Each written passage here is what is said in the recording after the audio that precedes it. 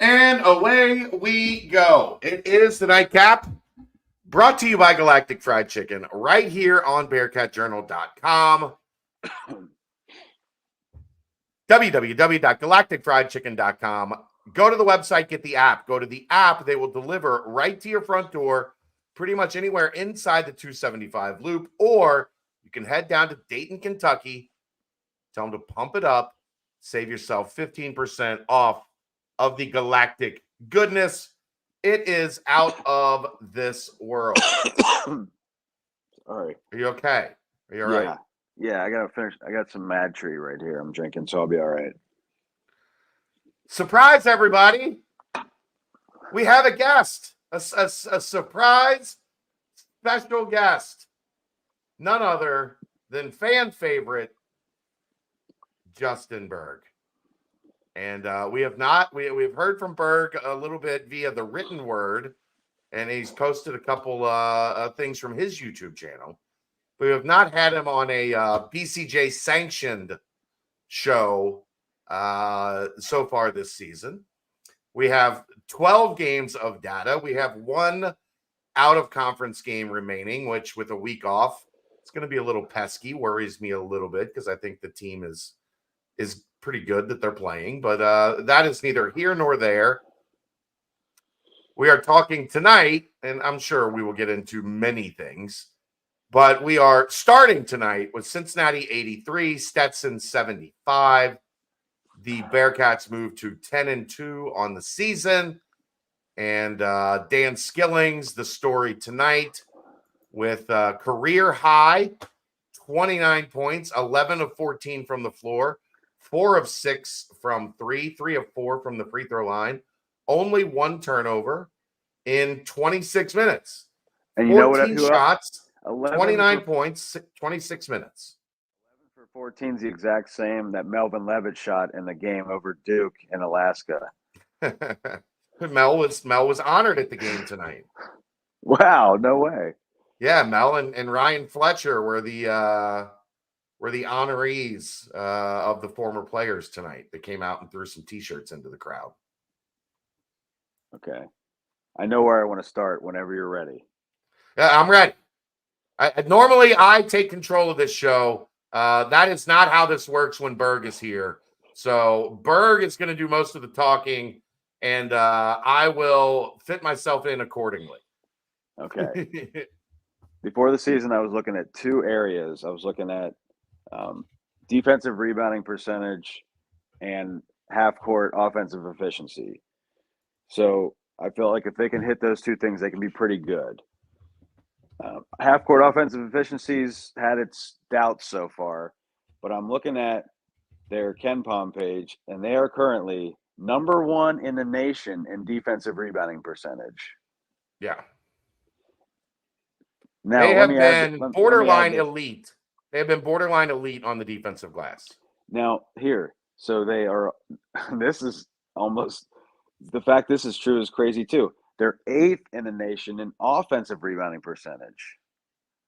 8th and 1st. I've never seen that before for a Bearcats team. 2 years ago, remember how shitty they were at rebounding? Oh, yeah, I forgot about the swearing. Does that count? You can say that on like 10 o'clock TV. Yeah, we're good with that. We're good with that. Yeah. But remember 2 years ago, that practice I went to with you before the season, and he was like, "What are you doing rebounding? Just go get it."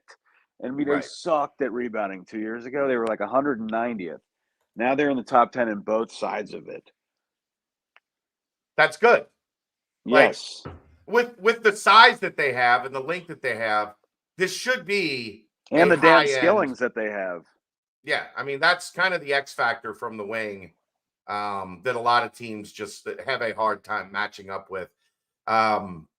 He is, as I don't remember many other wings that were this good rebounding the basketball. Do you, as Bearcats? Not Ruben Patterson, maybe, but this guy's a little bit more explosive and comes out of a lot of different areas and angles. He uses both hands to do a lot of stuff. Yeah, I mean, he definitely is a superb rebounder, Daniel Skillings Jr. Yes, and I can. So all right. So look, So we check that off. We look at the half court offensive efficiency. That's what they need to figure out. Here's what I'm looking at. They don't turn the ball over. They're 28th in the country in fewest turnover percentage. So that's exactly what you want. Now, 3-point shooting comes and goes, but it's a little better than normal. It's just under 35. So we'll take it. For a Bearcat team, we'll take it. Where they gotta get better, and this is going to be the key to the season right here. They gotta win the foul line. They gotta get there more, and they gotta keep teams off it more. Because that's the only reason this game was close tonight. I would say also, Justin, I would throw the season numbers out the window only because they were great at it in the early part of the season. It has been a major issue. Xavier went to the line a ton. Dayton went to the line a ton. Stetson. No, Stetson didn't. Or not Stetson. Merrimack didn't. Stetson went to the line a ton. Yeah. Howard went to the line a ton. Like, of late, they are playing too much with their hands. Yep. They're not moving their feet well enough. I think, personally, guys are not doing a good job fighting over screens. I think I see way too many guys a step behind fighting over screens lately, which if you're going to ice, and you know what ice is basically is we're not going to hedge. We're not going to blitz. We are going to fight over the screen and play through it. If you're going to play through screens, you cannot get hit and be a step and a half, 2 steps behind. I agree. And I see too much of that over the past 2 weeks. I agree completely. I just keep looking at this. It's like rushing yards in football. It's the foul line. And Xavier, they couldn't catch Xavier because of all the free throws they got. And then the one tonight, UC was favored by 19.5, right? They win by 8. They scored 1.363 points per possession and only won by 8 because they were outscored by 12 on the foul line. There's your difference. They would have won by 20 if they could have outscored them by 12 at the foul line. So if they can just do that, they can win some games. It's just, can they do that? Well, and also every time they were about to get separation in the second half, I thought the defense laxed and Stetson hit a 3. So you're up 13, boom, it's 10, boom, it's 7. Yeah, definitely got to get tighter defensively. You're right. The defense, Berg, is driving me nuts right now. Well, the fouling it's not is good driving enough. Me insane, yeah. Well, yeah, but those go hand in hand. Like they're not playing assignment defense well at all, and as a result, they're getting behind. They're getting a step slow. Then the hands come in or the hips come in, and that's what happens. Like if you stay in front of the play, if you stay in front of your man, you can play sound positional defense. They are not doing that. And the end result for me has been a lot of it's not even scrambling stuff. Like they're not, the ball is not popping. They're getting beat off the bounce. Yep. Yeah, you see that quite a bit. Yeah, quite a bit. And it puts other guys in compromised positions. And it's either the guy guarding the ball is a step slow on the closeout and he gets blown by, or the guy just gets blown by completely and then the other guys are compromised. But yeah, I mean, I still think it just comes down to figuring out a way to just be smarter when the play and see how the play's going and just be like, dude, you don't need to reach there. But he also wants them to play aggressive. So they got to merge those two things and just somehow figure out a way to stop hitting guys as much when they're shooting jump shots. Here's the problem for me when I look at the Big 12, Berg. The offense in the Big 12 is pretty good. Like it's solid. Where the Big 12 is elite, especially at the top, is defense. So teams are going to get stops. Even if you're playing really good offense in this league, teams are going to get stops. You have to get stops as well. Yes. Because the thing that's driving me nuts lately, today was perfect example. Like that first half, they should have been up by 12. But you know what? They came out and they were down 12-3. And then they rode that all the way back, and I think they took a 7, 8, 9-point lead and then gave up an 8-0 run. So you gave up a 12-3 and an 8-0 run in one half to Stetson. Eek. Yeah, Egads, Berg. Well, I will say this: Stetson for a small school has a top 90 offense on Ken Palm. It's hard to do for a school like that. But they're dreadful defensively.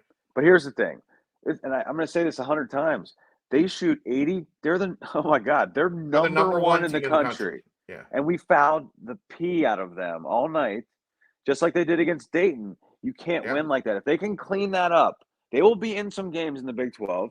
And then you come down to crunch time, and it comes down to shot creation. What do they have in the half court? What do you think they have? I think they have a few things, but not quite as much as I'd like to have in the half court. So I think, honestly, Berg, it's difficult to know right now because we have seen exactly one game with a full roster. One game. The Dayton game is the only game they had the full roster. And that game looked like that was their first game they played with the full roster, or that roster. And then you hope, like, okay, well, we're coming off the Dayton game, but now we've got everybody. We'll be able to get things kind of right over the next 3 days. And then the Merrimack game, Aziz and CJ are out. And then tonight, Stemos and Aziz are out. Oh, yeah. Why was Stemos out? Out? Shoulder. So I precautionary, or like there's something to be worried about? I don't think it's anything crazy. From what Wes said and from what I heard before the game, he took a bump at the end of practice, and it flared up, and then they went and got it MRI'd, and it was still bruised and pretty beat up from when he got hit by a car and his shoulder went through the windshield of said car. What? That's what happened? I thought it was his leg. I didn't know it was his shoulder.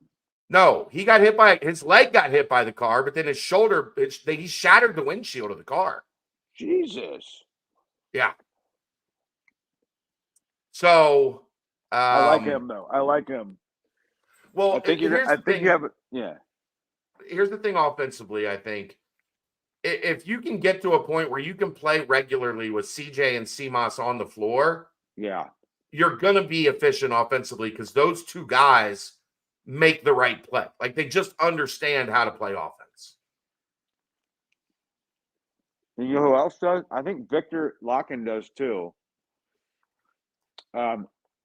Because he should be I feel like you want to have him in the paint more, or the foul line more than the 3-point line. I think they're starting to work through some of that. Is it snack time? Yeah.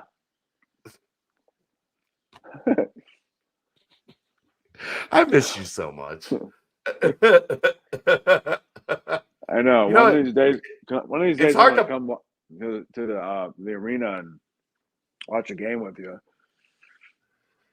It's hard to podcast when you're chewing. I'm just listening right now. You're increasing the degree of difficulty. The Russian judge has to give you an 8.9 because you're making it harder on yourself. That's true. I don't know how to mute the when you have the ear pods in, so I'll wait till it's over to eat the rest. But yeah, so here you go. You got here's the Big 12, right? This is it. Big 12. Cincinnati is 40th in Ken Palm right now. There are, is that 8? 1, 2, 3, 4, 5, 6, 8 teams ahead of them in Ken Palm. Mm-hmm. Okay, but there's also 5 below them in Ken Palm right now to start this thing. If they can finish 40th, they could make the NCAA tournament at least as like a last 4 in.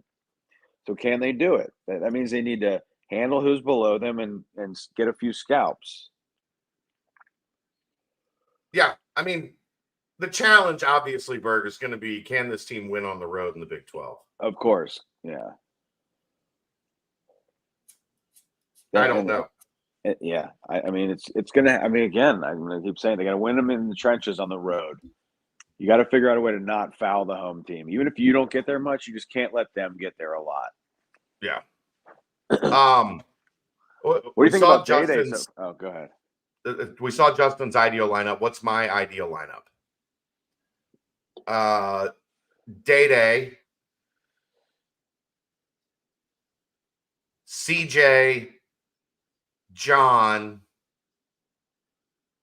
Vic, Jamil, with CMOS and Dan quickly, right there off the bench. Okay. So you let Day run the show to start it, but then you get CMOS in and you start changing up the defense. Got to deal with another ball handler creator guy. But then you still have some defense with Newman, and then Dan comes in and if he gets going, he can get going. Yeah. And then you have Aziz to come in and pound. And you've got Jizzle. Yeah. That's the thing. Like, everybody's like, they need to get down to 7 or 8. Out of those 9 guys, you're cutting 2? 2 of those 9 guys aren't playing it? Like, that's not how this roster is built. Yeah, it's true. You know what's funny is I looked at this this website, evanmaya.com. Oh, yeah. And it's got a lot of good lineup data. And when you do like the real short, like the 2-man and 3-man lineups, you know who's in a lot of those? Josh Reed. Well, because it's a small sample size. I know. Josh is efficient in his minutes. That's what I'm saying. So I'm just saying file that away. Yeah. Because and he's shooting a decent percentage from 3 in his career. He's like, so he could get some minutes, but how? How does he get any? There's so many other guys you got to play. You got to play Dan and CMOS. So you got to play Aziz. You got to play Jizzle. Yeah. Like, so your 10th and 11th men are Odie and who was the one Josh. I just said? And Josh. Yeah, that's pretty deep. But here's the issue. On the other side of it, who's your number 1? My vision is CMOS. He's done it in the Big East. He's been through the grind. He's been a double-digit scorer. He's been efficient. It's true. He can initiate offense, so he can pass as well as score. He knows, like, he's got good feel, good pace to his game. But so far he's had a foot injury and he got hit by a car. Yeah. And he's still dealing, it sounds like, with the after effects of getting hit by the car. So, okay. Maybe a week off and lots of therapy can get him, right by next weekend. Well, he just needs to be right for what's January 6th. He should give him all 12 days off or whatever. I didn't need I'd like to have him out there on Friday, next Friday, if possible, to just get some flow. That 6-game stretch when the conference starts is a nightmare. BYU's ranked real high right now on both sides of the ball. Yeah. That's a great one to start with. Then you come home with a home game against, I think it's in Texas. I mean, that's one where after losing one on the road, you come back, like maybe you're at home, get a little energy, a little juice. A couple days later, maybe they could start the season 1. They got to be able to get that. I feel like that's like a must get. Otherwise, you're down 0-2 going to Baylor. Right. And then a home game and then Kansas. So if you don't get the Texas game, like at best you could be 1-3, 1-4. Right. Starting this thing. I mean, and the funny thing is like when you looked at it at the beginning of the season, Baylor or BYU wasn't supposed to be all that good. Oklahoma wasn't supposed to be all that good. Yeah, those 2 teams are good. Yeah. Those 2 teams are good. Iowa State's 10th. Iowa State. They're ahead of Kansas and Baylor. And you know who's ahead of them? Houston. Well, number 1 in the country. I think Kelvin Sampson won. He came into the conference and Mick was whipping his ass. And then Kelvin was like, all right, young guy, I'm going to whip your ass. And then he did. And then now he's whipping everybody's ass. I know their metrics are high. Especially without Archino, I worry about them a little. Like, I still think they're good. I still think they're going to win a ton of games. But as far as being an elite team, they don't have the size they've had in the past. Right. They don't. And, a lot of what they did was like, we've got 3 centers that are just going to beat the hell out of you. Yeah. And they don't really have that this year. I still think they're really good. I still think they're an Elite 8 for sure and probably Final Four team. They just probably don't have enough to win the whole thing. I would But take one step back from that. I would say they're a Sweet 16 team that I think could push for an Elite Eight or in a Final Four, but I wouldn't be shocked if they got caught up in the Sweet 16. Okay.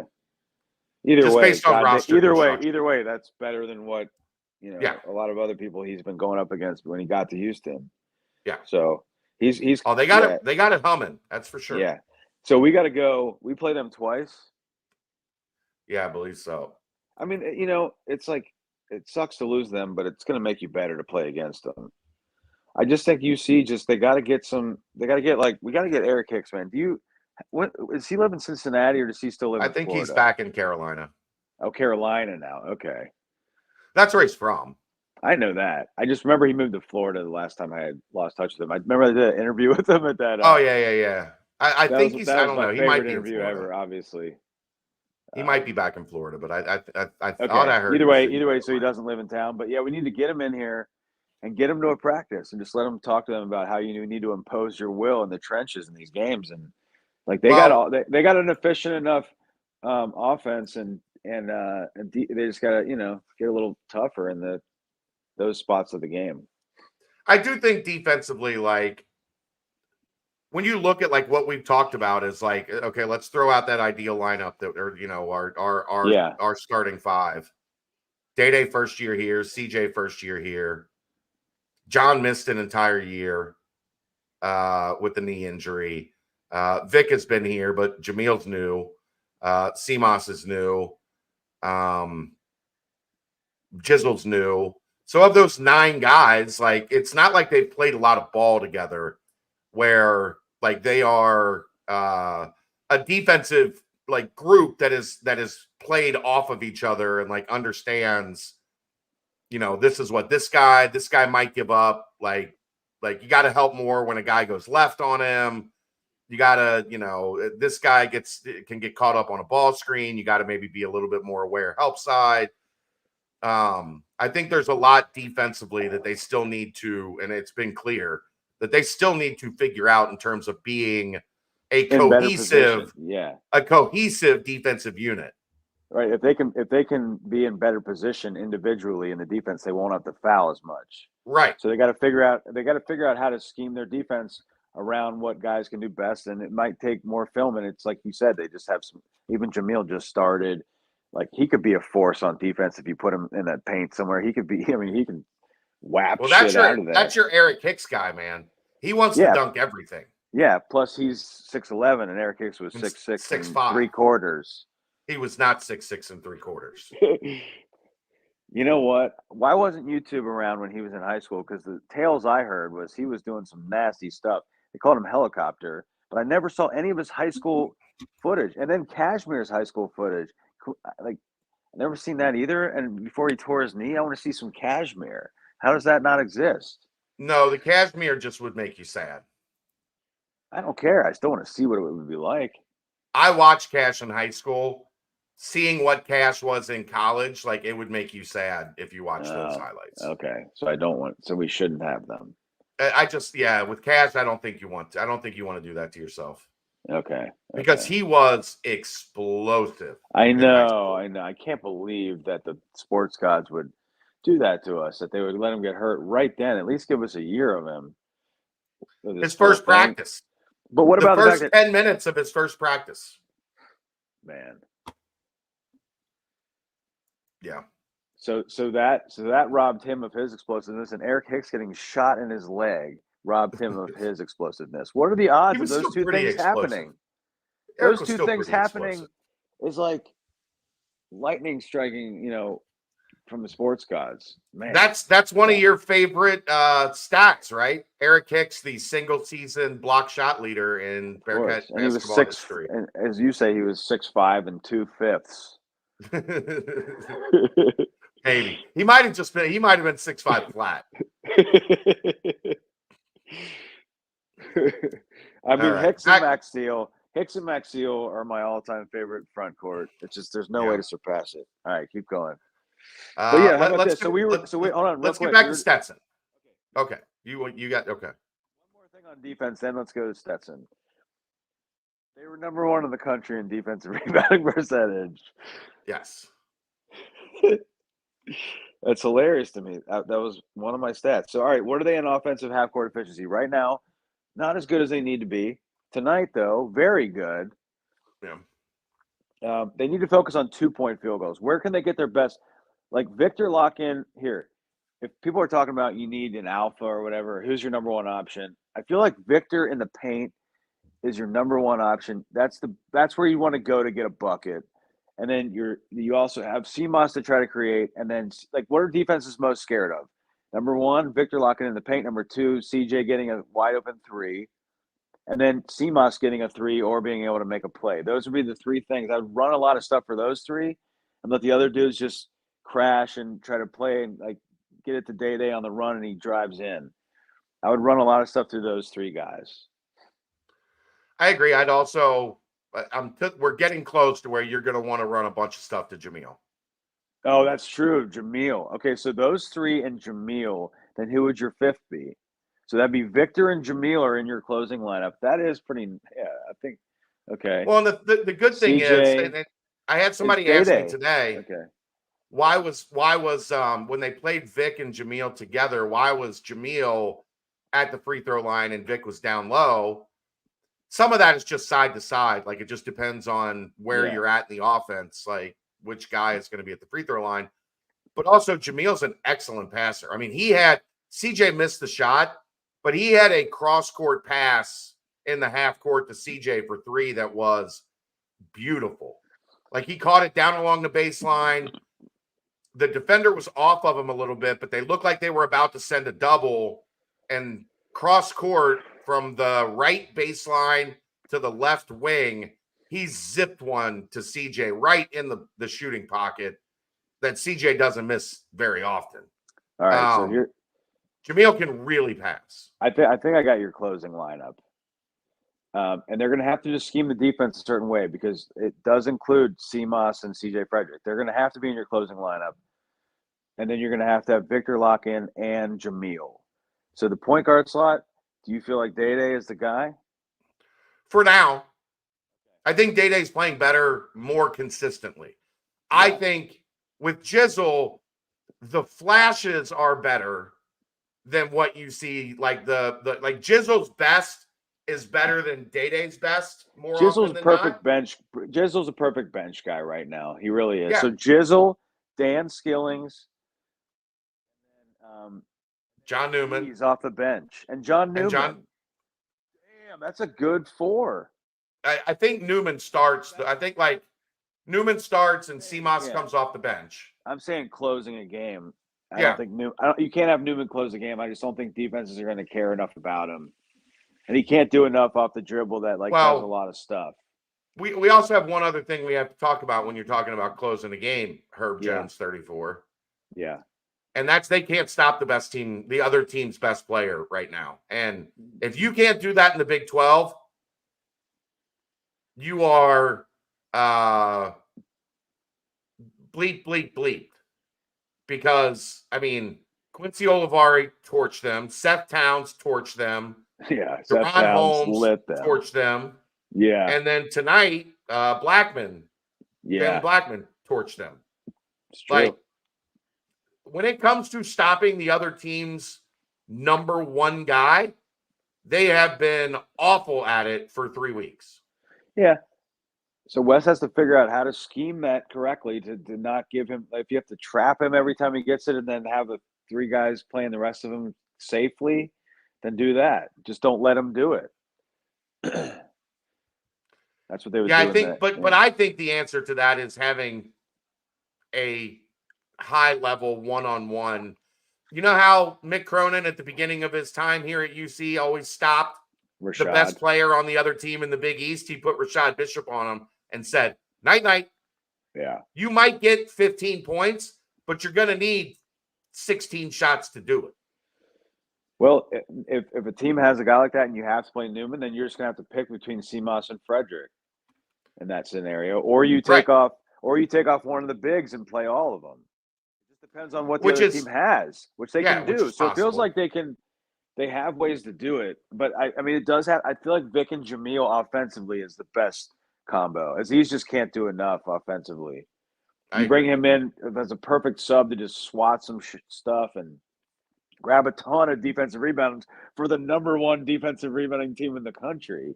Aziz will help with that. So I think that, yeah. Wes was interesting tonight post game. He talked about he thought Newman, and I thought Newman did a good job on Blackman in the first half. He had 10 points, but he was 4 of 11 from the floor, and he didn't shoot a free throw in 18 minutes. Yeah. So that's taking a guy like that and making him earn it, right? Second half, 6 of 11 from the floor, hit 3 threes, and went 7 of 7 from the free throw line. Yeah, and he said he thought some of that. Go ahead.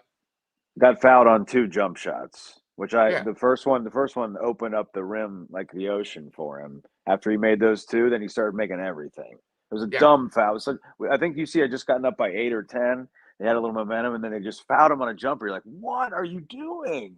Yeah. And then he made both, and then it was off, and he was lit at that point. But Wes said he thought part of the problem was he played Newman too much, and Newman was tired because that kid runs a lot. Yeah. But you play Newman 28 minutes, you're not going to be able to have Newman try to chase the best scorer. Like in the Big 12, he's not going to be able to chase the best scorer on the other team around for 30 minutes a night. Like you've got to find him a break. He's going to be on the floor. He's going to be on the floor. So that's where you're going to have to figure out how to juggle CMOS and CJ and Dan, and then mix with, look, we're talking about it right now. We in 2 games, we have forgotten about Aziz. That's true. Because he's been out for 2 games. Probably the best thing that could have happened to the team because he was starting. And now it's like, you know what? Offensively, I don't think it just makes it too hard if he's in there. But he's going to play. He's going to play a lot. He is. I think offensively, Vic and Jamil are the 2. To close the game, I would rather have them. Yeah. That's fine. There's a lot of it's funny because we've been for years now, it feels like, talking about rosters that didn't have enough high-end talent. Yeah. And now with this roster, you're trying to figure out what is the right formula to mix and match 9 guys. This is a 9-man rotation. And Odie's going to play a little, and Josh is going to play a little. But ultimately, when nuts and bolts, this is a 9-man rotation when you have your full team available. How do you mix and match and get peak optimal performance? Do you have stretches where you go, okay, we're going to run a defensive lineup out there? Yeah. I'm afraid you can't do that in the Big 12. Because if you run a defensive lineup, Justin, you got KenPom pulled up, right? I do. Give me the defensive efficiency rating for those teams ahead of Cincinnati in the Big 12. Okay. I can do that. All right. Let's see. It's going to scare the shit out of you if you're sitting at home watching this game. Not necessarily. Well, here, how about this? So look at this. UC's 57th right now, which they were in the top 30 a little while ago. The Dayton game, and this one didn't help because they scored 1.23 points per possession. Yeah. So UC's 57th, then TCU's 62nd, Texas 63rd, Oklahoma 7th. Then Baylor's 68th in defense. Huh. But then how about the top 4? Kansas is 6th. Iowa State's 5th. BYU's 9th somehow. And Houston's, of course, number 1. So 5 of the top 6 teams in the Big 12 are in the top 10 in the country in defense. So that's my point. Of the top 10 defensive efficient teams in the country, 5 of them are in the Big 12. Yeah. So what happens if you run a defensive lineup out against a top 10 defense? That means you don't have enough offense on the floor. Very true. And you're just allowing you're allowing great defense to play against your fifth best offensive rotation. My friend Anatole, do you know Anatole at all? He's one of the I don't think BCJ so. members. Okay. He owns a tree company in Blue Ash. Why am I blanking on the name of it right now? I've said it before, right? But he Sure. he texted me, we haven't had a body like Jamil in a minute. I mean, Jamil is a hoss out there. It's like he's a legit 6'10", 6'11", and he just lost 40 pounds. He's probably eating all healthy. He's probably got tons of energy right now. He just stuck that 3 tonight. If you get him at good catches in the paint in that 6 foot to 4 foot area, it's good night. I didn't know he had that left hand that he was showing tonight. Yeah, he can score either hand. Jeez. Okay. And so both those guys are nasty in the paint. So you just keep interchanging them all game. I like the fact that against the zone tonight, all 5 guys were moving a lot, and the ball was moving too. And the they zone were able to get offense in the was much paint better. a lot. They got in the focus on getting into the paint against the zone. They were in there a lot. I mean, they like Vic sealed a guy and got that 2-handed dunk, and Day got in there for that one where he tried that floater. It was short, and he caught it and put it right back up in from like 6 feet away. Yep. Without coming back down. So they were getting it in there, and obviously Jamil getting it in there had a few different duck ins and stuff. I just think they got to figure out if they can get ways to get Victor and Jamil to just flash in the paint and get a good seal on their man with a little bit of space to operate. And if they're just calm with it, they can make moves and score. Like that's where they could go. But other teams in college, you can clog the paint. And if your big mans are your best creators and scorers, there's ways you can take those away. I don't know who their perimeter guy is that I would trust to get a bucket in a tough spot against like a Baylor or a Kansas. Yeah, I agree. Like the problem is for me, for where this team is right now, at some point in the Big 12, you're going to have to rely on your defense to get you through. You're going to have to. What did we, before life kind of took us on different paths and we would do this all the time. Yeah. What did we always talk about? The last 4 minutes of a game, the last 5 minutes of a game, being able to rely on your defense to get you stops. Like when the intensity is ratcheted up, can you dial in and get to the finish line, holding a team to 25%, 30% from the floor down the stretch? Because for me, most of the teams in the Big 12 are going to have the ability to do that to you. So you're not going to be playing 5-minute stretches at the end of the game where the score is, 19-16. It's more like you're going to be playing stretches that the score is 10-7. I need this team to be better defensively. I know. I do too. Of course. I feel like that and winning the free throw line on both sides is the key. If they can do those things, they have enough on offense that the teams have to deal with. And if they just keep playing together, they'll get more reps. He just has to shuffle it in the way that makes sense. Like you 5 play together a bunch, and then you 3 come in, and maybe the 4th guy sometimes mix in with the 5. But you always have at least 2 or 3 of those 5 on the whole game. Yeah. Your best 5. So it's going to be – here's the thing. I think the ceiling of this team, in my opinion, whether it's this year or next year, depends on when Dan Skillings can become one of those 5. Yeah. Because if you can get his rebounding on the floor at the end of a game, as you saw tonight, he had those 2 offensive boards, or he was in on the second one at least. As long as he can be sound, he's explosive on offense, but sometimes he's got to, reel it in a little. But defensively, if he locks in defensively and he just keeps rebounding, he can get out. So if he goes in there, he could be your defensive stopper instead of Newman, and then you would have much more offensive potential. That's where the ceiling of this team might lie. If he can overtake Newman as that spot. I don't think it's going to happen this year. We'll see. Well, I don't know. I mean, it happened tonight. We'll see. Steven says, how much zone are the Bearcats going to see this year? I'm guessing a bunch. I'm guessing very little, Steven. You know why? Because you're playing a bunch of teams that are in the top 10 in the country in defensive efficiency that don't play zone.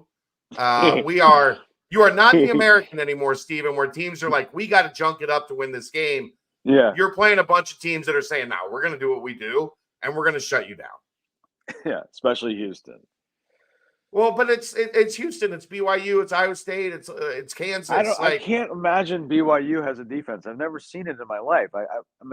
I'm just like so intrigued to see BYU with this stellar defense. They're usually never even in the top 100. How did Mark Pope do this? Well, I mean that he's grew up from like playing in defensive systems. Like he's a Patino guy, right? Yeah, he was number 41. So, I mean, it's something that's obviously important to him. It's a surprise that they're as high as they are, no question. And maybe that's not where they're at as we get towards the finish line this year. But still, I don't think you're going to see a lot of zone. I think you're playing a lot of teams that are just going to say, this is who we are, this is what we do. Like, we don't have to junk it up. We're elite. Mick Cronin didn't change defenses game to game. He just said, this is the defense we play.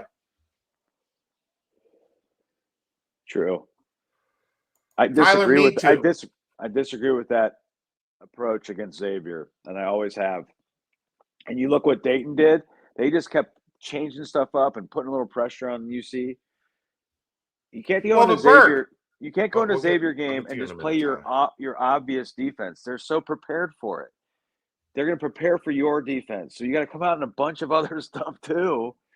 The whole Xavier game, junk it up against them if you goddamn have to. Okay, Berg, I'll give you this. They junked it up a little bit against Dayton. I counted 6 possessions of zone. They gave up 5 baskets. Dayton was 5 for 5. 3 of those baskets were threes. And they went to the free throw line on the 6th possession and made 2 free throws. That's irrelevant in my brain, considering what I'm saying about the Xavier game, which is every time I'm saying they're not good at zone. Every time you go to the Cintas Center, you play the defense that they expect you to play, and they come out, and the first half they just light it, and it's hard to stop them. You got to just throw them off a little bit. Maybe a lot. No, and then I will say, just keep switching it up to make them think for a second. You can't let them get in these rhythms. Keeps happening. I will say, Bert, I don't get it. What are your thoughts on the 1-3-1? We saw it in the Dayton game. We saw it again tonight. Dan Skilling's out top with his length. I think if they continue working on that, it can be an effective throw you off for a couple possessions type defense. Yeah, good, great. Keep coming up with more of them. Come up with 5 more of them. You know, I want to have some pitches to throw. You know what I'm saying? I feel like these teams they're too good offensively to just play what you usually play. I feel like you got to at least do something else. That's just my thought. Maybe that's overkill, but I don't like. I think it's easy to say that until you're a coach in practice trying to teach your team that's not good on defense to begin with. 4 different defenses to play throughout a game. How about we teach you how to play man-to-man first? Well, either way, that wasn't working well enough to keep playing it. So you got to try other stuff by process of elimination. Try 5 different. They did that in the Dayton game. And then pick the best 2. You know, try 5. They tried that in the Dayton game, and they got absolutely fucking demolished. Well, they did in the Xavier game too, but they didn't even try anything else, is the point.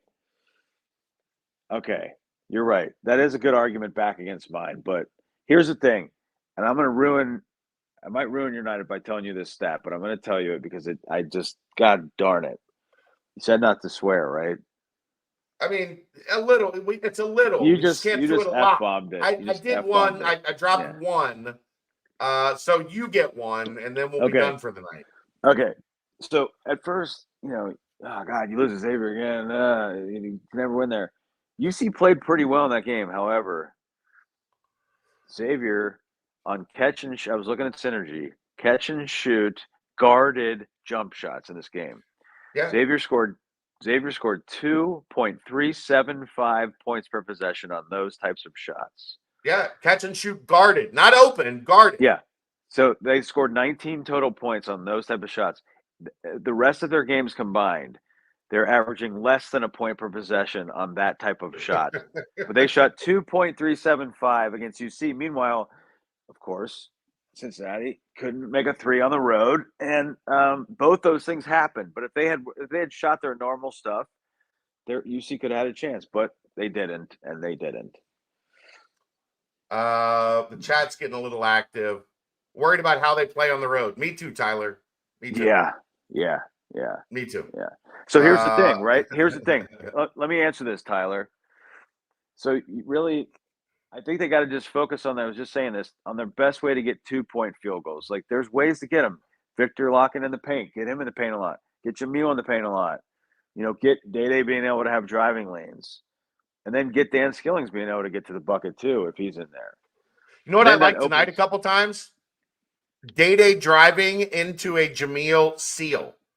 Yeah, where like he beats his guy, Jamil turns and seals, and Day-Day's just got an open. There were 3 times, I think 3 I counted tonight, where Day-Day was just at the rim laying it up because Jamil wiped out his weak side defender.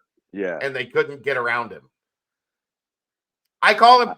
You talked about what you and your buddy talk about his size. I call him an aircraft carrier. Yeah, you just can't get around him. Like there's no maneuvering to get around him. It takes time to get around an aircraft carrier. Yeah. He and Victor lock in both. I would just have them have a contest between the two of them and see who can get the most seals per game. Good, solid seals where you flash and you get an advantage and you call for it and the ball gets there and you make a decisive play. Whoever gets them, just have them because they both can do it. They can score with either hand. Then if teams start doubling, then I feel like we could get it out to like a CJ Frederick. Well, but also, Berg, like that's the other flip side of like sealing your man. If you duck in and you seal and you've got your guy blocked off, guess what? The ball handler now doesn't have help side defense to worry about. Right. And they can come straight. If you've got straight line drivers, which this team has straight line drivers, you can get easy layups just because Jamil takes up all of the real estate. Yeah, Dan Skillings drove in and did that two-hander and swung on the rim in the first half. That was when I first turned it on. Where's all the full court press we've been hearing about every year now? I'd rather see it or a 3/4 court press or some sort more than a zone. I don't think that they've had the personnel. I think they have more of it now. But still, if you're going to have CJ on the floor, you're going to have CMOS on the floor. I don't think you have like the athleticism on the wings to make those plays in the gaps where teams can't throw the ball like over top of you. All right, so here, wings. Go ahead. I want to answer that question. I think they can press, but they don't need to press for 40 minutes. Just press for like 10 to 12.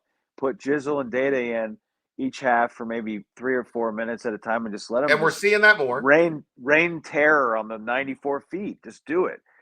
Make them the team have to adjust to that. Do that to Xavier. I agree, Wolfie. Said you need Dan and John playing both at the same time to kind of really press the way. Like you would probably have to go what? Jizzle, Day, Dan, John, and Aziz. If you really wanted to press. Yeah, because you'd need a rim protector galore down there. Yeah. Yeah, you could. That'd be a crazy lineup. They have some lineups. It's just if he, see what he picks for these lineups to start. And I guess start doesn't matter as much as close, but. Well, I think we're going to have to pay a lot of attention, more attention to like the middle of each half, because that's where the other team is like mixing and matching and you're mixing and matching. You don't have all your starters on the floor. Like if this depth is real, Justin, this team needs to start winning like from the under 12 to the under 4. Yeah. You know what I mean? Like that's where it's supposed to be. Everybody's got subs on the floor. at different points in time. So yeah, I think, that's the crazy part about this is trying to figure out, like, okay, what buttons to push in what moments. And you're almost out of time for button pushing because you're about to play 6 top 40 teams in 3 weeks, 2.5 weeks, 3 weeks, whatever that time. Okay, basically from January 6th to January 22nd. January 6th to January 22nd. Less than 3 weeks, really. BYU on the road, Texas at home, Baylor at Baylor, TCU at home, Oklahoma at home, at Kansas.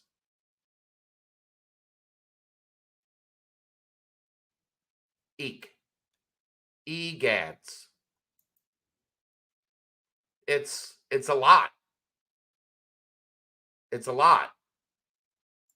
And I do agree with that, Reed. I'd like to see a little bit more three-quarter court and slow them down, where they're getting into their offense a little bit later. Or at least, like, have one of the point guards pick the ball handler up once they get the inbound. The problem with that being you're going to have to be really good on offense to do it, Reed. Because you're not going to be able to do it very often off of misses. And at least as it stands currently, I know this is going to drive Berg crazy. Is he still there? Are you still there, Berg? Did we lose Berg? I'm here. Okay. It's hard to put that three-quarter court pressure on misses. So you're going to have to count on having your best offensive lineup on the floor to get buckets so that you can implement the press. Well, if you have that lineup on the floor, if you have Dan or Day, Jizzle, Dan, John, Aziz, guess what?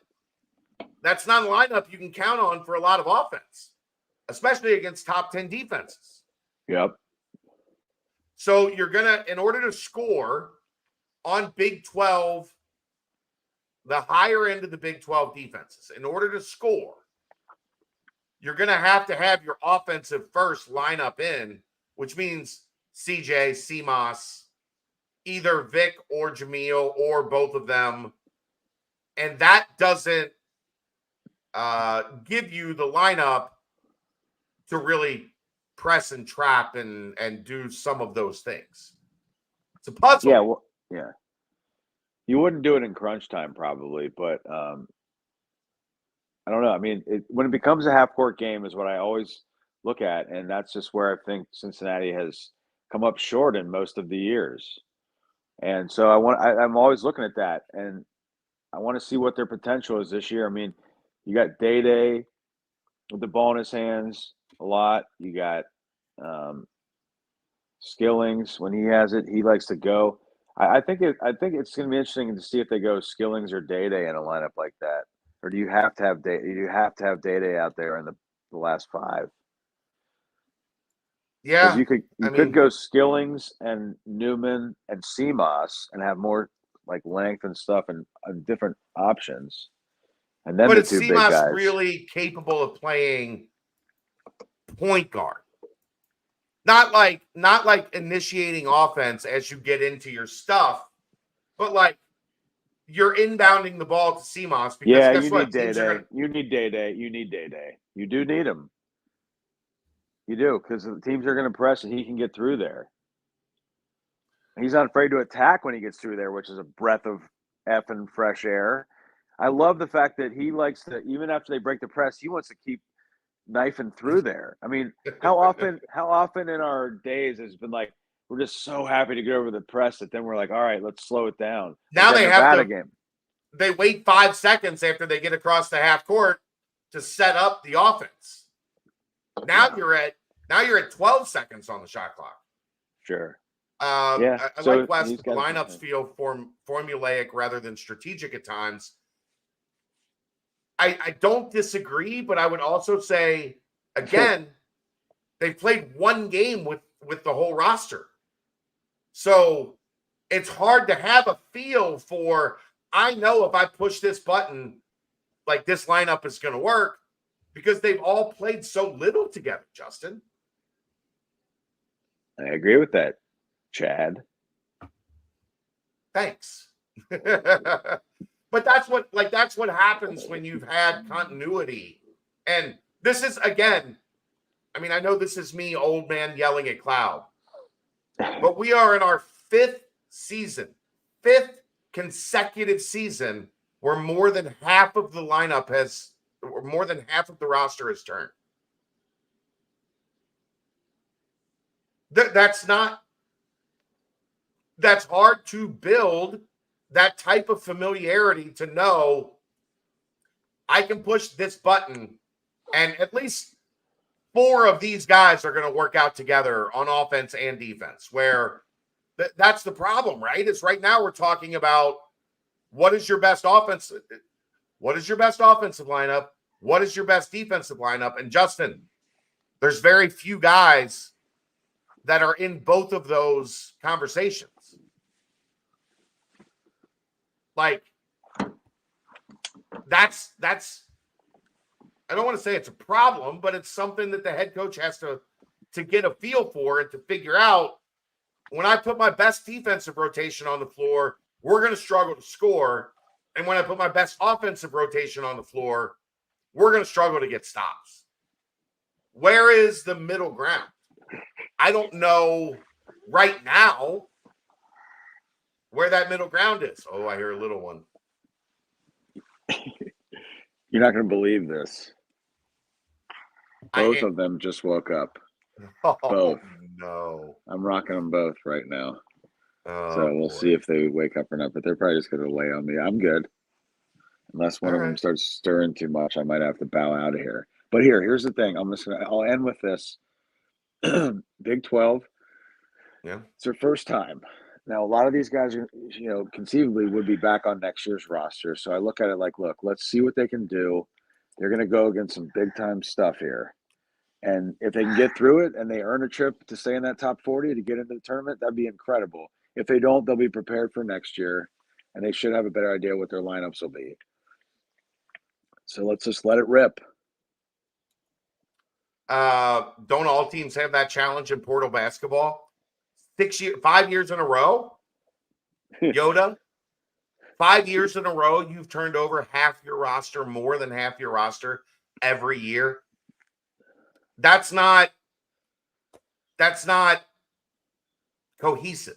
That's not, it just doesn't create a situation where you're ready at the drop of a hat to know. Like last year was probably the closest that we've gotten to this point. But that problem was you had a lot of guys that you couldn't dance a lot of different dances. Dave DeJulius and Landers Nolly couldn't play in a flow type offense. They had to play more in isolation. They had to play more like, I'm going to get the ball and be better than the guy that's guarding me. This is the first year that I think you're really seeing a team where like offense works, where you can move the ball and get it to. Today was a perfect example, Justin. Today was a perfect example with CJ Frederick. They were closing out on him maniacally. And what did CJ do? He was pump faking closeouts, taking a couple dribbles, making the smart pass, the right pass, and he ended up with 7 assists. Yep, he did. Because he was able to read and react the way that Stetson was defending him. As you get him more comfortable and as you get CMOS more comfortable, you're going to see a lot more of that where those guys are able to shoot when they're open. And if they're not open, they're able to read, react, play downhill, but not necessarily have to do it as scorers. to do it as facilitators. Defense reacts. They make the right pass to either a guy that's open for a shot or a guy that catches, moves the ball one time to a teammate that's open for a shot, the hockey assist, as they call it. So I understand what you're getting at, Yoda. But there is something to be said about roster continuity when it comes to playing offense and playing defense. Like we talked about that on the defense side as well, where guys understand their rotations, they understand their switches, and it doesn't rely on we can overcome those shortcomings if we have somebody get us 30 points. Today, they probably needed Dan to get 30. Like, if Dan doesn't get 29 today, that might have been a Christmas nightmare loss to Stetson. Well, very true. But you know what else they did tonight? How did Frederick get those 7 assists? Because he got the ball a lot more. Well, no, I don't necessarily agree there. I think how could you not agree? He had more touches. There's plain and simple. Because I think up until this point, he wasn't attacking closeouts. He was catching it and moving it if he wasn't wide open. Is why I would say a little bit. Okay, all right. That's fair. That's fair. But either way, he did. He by definition, he touched the ball more times tonight than he normally does. Yes, like and at least tonight when he touched it, there was more of a purpose than just either I'm going to shoot it or I'm going to catch it and move it. Tonight it was I'm going to catch it, and if they're closing, I'm going to attack and play downhill. I think that's what they need more of from CJ.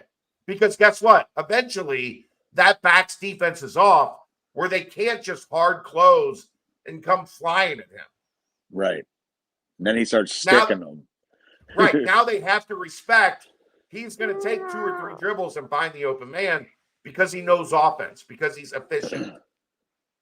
That's what I was getting at. I agree with your premise, because I think there were a lot of times where they were just like, if a team was shadowing CJ, they just weren't playing through him. They were just like, okay, like CJ's taken out of the equation. We're going to play 4-on-4. They did less of that tonight. I agree completely. The difference being when they did go to him and he didn't have the shot, he was facilitating. They have to do more of that. I agree. Dan played way more under control tonight and was ready to shoot or drive. With Dan, I think a lot of it is confidence. I asked him about this in the post game. When he sees that first shot go in, that first shot or 2 from 3, or that makes a play or 2, his confidence skyrockets. And he said it. He admitted it tonight in the post game. If I miss my first shot or 2, I'm thinking, should I not shoot? Ooh, that's not good. That's a young player that is going from backup minutes to a major piece. And you have to fight through that. You have to learn, just keep going. He's not quite all the way there yet, but hopefully tonight was a step in that direction where he sees, if I just play, it's going to be okay because I'm good enough. I'm as good as anybody on the floor. I might be more talented than everybody on the floor, unless they're playing the kid from Baylor. Freshman. I can't remember his name off the top of my head, but you get my point. Yeah. So that's Dan. Dan was really good tonight because he was confident. I took a lot of shit, Berg, coming out of the game Tuesday against Merrimack. So I saw a lot of guys that just didn't play with confidence. Guess what? Dan played with confidence tonight. Jamil looks like he's the guy that's always going to play with confidence. He's going to try to dunk on you. He's going to try to rip the rim off. Like, he is not a guy that's ever going to lack confidence. Maybe he'll hit a funk at some point and I'll look like a dumbass. But he doesn't play like a guy that, like, is going to have a lot of like peaks and valleys in his confidence. Vic has those peaks and valleys. Dan has those peaks and valleys. You got to work through that. It's okay. One of my big things, Justin, is I think people struggle with the understanding of the fine line difference between reasons and excuses. There is a reason when you watch a team and you see them not play with confidence. Guess what? They probably didn't play well because they weren't stepping into a jump shot. They weren't attacking a closeout. They weren't like Jamil catching quick spin move, dunk on somebody's head. They're hesitating. They're thinking twice. They're, I don't want to get this shot blocked. No. Go strong. Do your thing. That's confidence. Yeah. Second guessing yourself and going up soft, or like, I don't want to bring him up because it's not fair to him, and I'm gonna anyway. But like a Mike Adams Woods, when he played with confidence, he finished at the rim like strong, and he would have these like 10, 12, 15-point games. When he wasn't playing confident, what was he doing? He was like in the air, like double clutching and like falling away. That's not playing with confidence. That's what I'm talking about with that. Dan sometimes lets confidence get in his head if he's not successful at the beginning of the game. Can't have that in the Big 12. You will get eaten alive, sir. Well, I mean, you would think that he would have a talk with coach, and coach would be like, look, just go out there and do it. You're good. Let's just let it rip. Yeah. And just be smart on defense. Just don't foul on defense. Everything else, just keep rebounding like you do. And when you see an opportunity to attack, and if not, keep it moving. But that's a lot easier said than done. Like I know. He's young. He's got to get into it. And plus he's going to go up against some major dudes now. So by the end of this year, going into next year, he should be pretty well oiled for this thing. Jacoby Walter. That's the one that was slipping my brain. For what? He's Baylor's friend. He's incredible. If you haven't watched Baylor yet, Jacoby Walter is a mofo. Nice. You know the wallet in Pulp Fiction?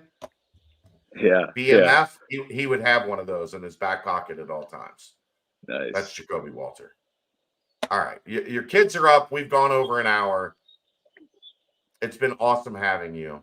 Yeah. So here's I'll this is what I'm going to work on. So I'll try to get it to you by about January 3rd or 4th, but it'll probably be way earlier than that. But something about I'll look into all the analytics and numbers and stuff for the non-conference, and then I'll just do a thing. I'll do some stuff. I got some time. Do whatever you do, ending. Bro. Yeah, the season's ended on landscaping. Like we kind of just closed some projects that have been lingering, and we can take a good 6 to 10 days off and gather ourselves. So I'll write some stuff. All right. Here's what I would say. The last article you did. Where is it now? Give me 1 second. It has 150 replies and almost 9,000 views. So the people like when Berg writes. And I appreciate when they read. So you want to plug Leah's? You want to do the thing? Yeah, Leah's Landscaping over on Madison Road and Camargo at the corner where that meets. That's where we're at. But yeah, we're all around Cincinnati, just, doing our thing. We do a lot of mowing maintenance type stuff, but then a bunch of different project type things as well. So whatever you got, we'll take a look. Leah's Landscaping. As long as you're not right? Yeah. Leah'sLandscaping.com.